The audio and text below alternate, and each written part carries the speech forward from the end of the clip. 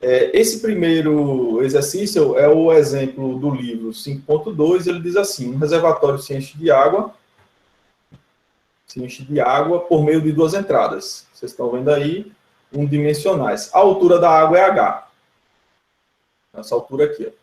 A altura H é a água dentro do reservatório, certo? E o Hzão é a altura do reservatório. Esse reservatório aqui em cima, ele está aberto, certo? Ele está aberto.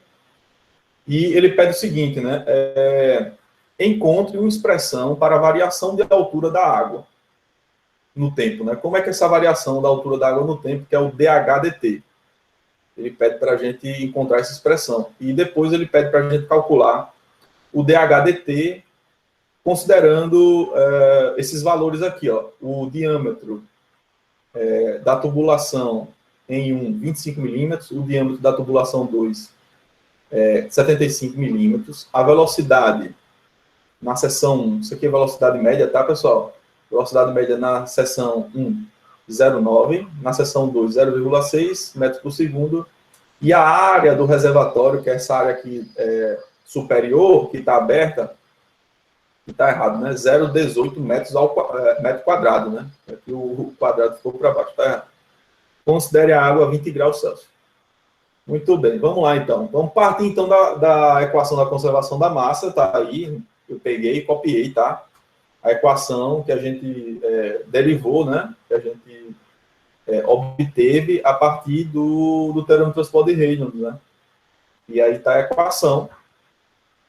E considerando então o volume de controle fixo, definido aqui por esse contorno aqui tracejado, tá? E que o fluido ele é incompressível, então tem o seguinte, veja, eu tenho aqui, observem, o fluido incompressível, quer dizer o que o fluido incompressível? Que a densidade absoluta não vai mudar.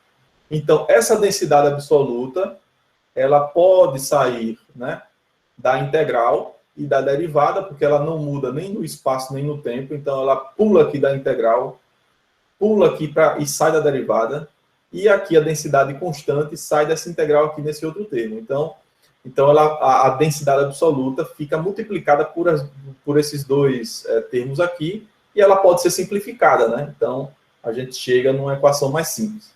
A outra questão é o seguinte, né? Como a densidade absoluta saiu da integral e da derivada e foi simplificada, o que é que sobrou aqui dentro da integral? Uma integral de dV. A integral de dV, quem é? Qual é a resposta? A integral de dV é V. Tá? Então, esse primeiro termo, ele vai ser só, né, a derivada do volume no tempo. Derivada no volume do tempo, porque a integral de dV é o V. Beleza? E mais a integral de V escalar em dA, isso aqui é igual a zero. Muito bem. Então, isso a gente conseguiu simplificar só por essa simplificação, né? Chegar nessa equação aí pela simplificação do fluido ser incompressível. Muito bem. O que é que acontece aqui, ó, nesse problema? O nosso volume de controle tem dois fluidos aqui, ó, dois fluidos. A água e o ar, certo? Tem dois fluidos, água e ar. Então, eu posso desmembrar essa equação em duas parcelas. A parcela referente à água, tá aqui, ó, mesma equação aqui, você está vendo os dois termos aqui referente à água e os dois termos referente ao volume de ar que está dentro desse volume de controle, tá? Então, volume de controle dado pelas paredes aí do reservatório. Muito bem, vamos lá então. Observem o seguinte agora, a gente quer determinar exatamente a variação do H no tempo, né? Ou seja, observem que eu tenho duas entradas de água, e o que é que vai acontecer naturalmente aqui, pessoal? Se eu tenho duas entradas de água, naturalmente o H vai subir, porque eu tenho uma entrada positiva na seção 1 e uma entrada positiva de água na seção 2 também. Então, essa variação aqui do H vai ser positiva também. Então, o H vai crescer. E o que é que acontece com o A? que está dentro do reservatório. Se o nível da água sobe, esse volume de ar começa a diminuir.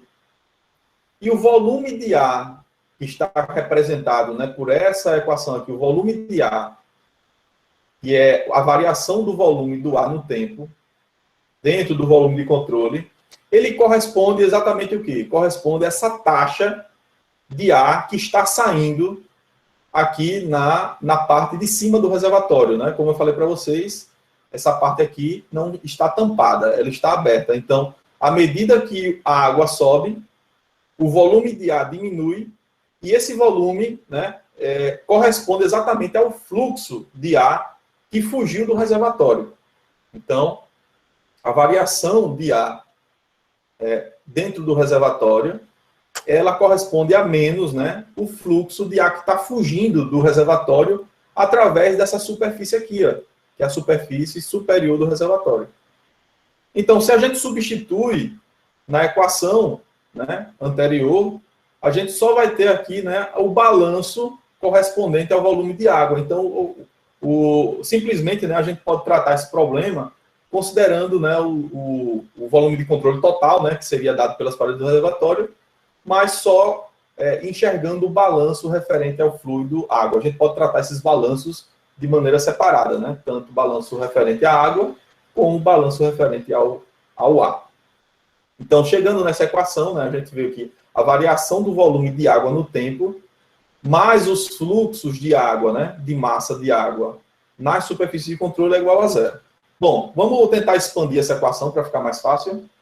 Vamos lá. Vamos primeiro pegar o termo do volume de água no tempo, né? A variação do volume de água no tempo. Como é que eu posso escrever ele? Quem é o volume? O volume de água é a área do reservatório vezes o H do reservatório, que é a altura do reservatório. Na verdade, a área vezes essa altura vai dar o volume de água. Muito bem. Essa área do reservatório, ela é fixa, né? Ela não muda no tempo. Então, essa área do reservatório aqui, que é a área, né, superior, ela pode sair dessa derivada, que é uma derivada no tempo. Agora, o H não pode, né? Porque o H está subindo, né? O H está subindo e está variando no tempo. Então, a área do reservatório pode sair, vai ficar a área do reservatório vezes dH dt. E observem que o que ele pede no problema é exatamente essa variação, né? Quem é o dH dt? Quem é a variação do nível, né, da água dentro do reservatório no tempo. Então, ele quer exatamente saber quem é esse cara aí. E os fluxos? Aquela integral, né, que é o segundo termo da equação. Como é que eu posso escrever essa integral aqui? Eu posso separar ela em duas integrais. Por quê? Eu só tenho, com relação à água, eu só tenho superfície de controle aberta, que permite fluxo da água, na área 1 e na área 2. Então, eu posso ter tanto na área 1 fluxo, né, eu tenho fluxo de água, de massa de água, e na área 2 também eu tenho fluxo de massa de água. Beleza, agora, vamos pegar esses produtos escalares, vamos tentar resolver logo, né, esses produtos escalares aqui de V1N1 com V2N2. Vamos ver, quem é V1N1? Produto escalar, definição de produto escalar, é o módulo do primeiro vetor, vezes o módulo do segundo vetor, vezes o cosseno do ângulo entre eles. Quem é o módulo do primeiro vetor? É o módulo de V1. Quem é o módulo do segundo vetor? O módulo de N1 é o vetor unitário, né? Então, o módulo é 1. E qual é o ângulo entre eles? Olha só. Na seção 1, o vetor velocidade está para dentro, mas o vetor normal sempre está para fora da seção transversal. Então, o ângulo do vetor velocidade com o vetor normal é 180 graus. Cosseno de 180 graus é menos 1. Então, esse produto escalar vai dar menos V1. Né? V1, que é a velocidade média, né? Na seção 1. E o produto escalar de V2 com N2, quanto é que dá? É o módulo de V2, vezes o módulo de N2, que é 1, vezes o cosseno do ângulo entre eles. Quem é o ângulo entre eles? O V2 está apontado para dentro e o N2 está apontado para fora. O N sempre é apontado para fora da seção. Então, o cosseno também de 180 graus, que é menos 1. Então, o produto escalar de V2 com N2 é menos V2, porque é um fluxo também de entrada, né? Tanto V1 como, tanto na seção 1 como na seção 2, são dois fluxos de entrada. E a gente substitui, então, na equação da conservação da massa, né? Vai ficar o integral de dA, integral de dA é a área, então eu tenho aqui que a área do reservatório vezes dH dt, isso aqui é a variação, né, do volume no tempo, menos o fluxo de entrada na seção 1, menos o fluxo de entrada na seção 2, é igual a zero. E aí é só substituir, né, isola o dH dt, que é o que a gente quer achar, dH dt vai ficar igual a V1A1 mais V2A2 sobre a área do reservatório, que é essa área aqui superior. Substituindo, né, os valores que ele deu no problema, de diâmetro, né, com os diâmetros eu consigo achar as áreas, ele deu as velocidades médias, ele deu a área do reservatório, então é só substituir, e a gente acha que essa variação aqui, o dH dt. Observem que o dH dt, ele é positivo, né? Deu um valor positivo. E realmente é, porque o dH, o H está subindo com o tempo, né? O H ele está aumentando com o tempo, então o dH dt é uma taxa positiva. Tá? Então, muito simples o problema. É um problema onde o escoamento ele é não permanente, né? Um problema bem interessante. E tem esses balanços de massa, né? Que a gente começa a enxergar, né? Esses saldos, né? O que está entrando, o que está saindo. Eu acho bem interessante o problema.